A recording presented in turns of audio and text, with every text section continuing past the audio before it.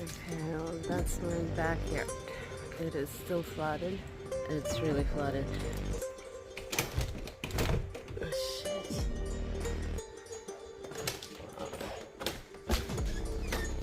And we still have water here. See how high it got? See, like right about there.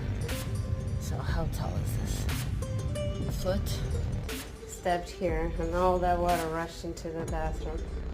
Well, I would say after all, this is definitely not livable conditions. About a foot of water in the house. I don't know how long. I'm not sure. I have a last day today at Airbnb. The only thing I can do right now is rent a furnished house for me and my dogs to live right now. I think I'm gonna have to ask for help.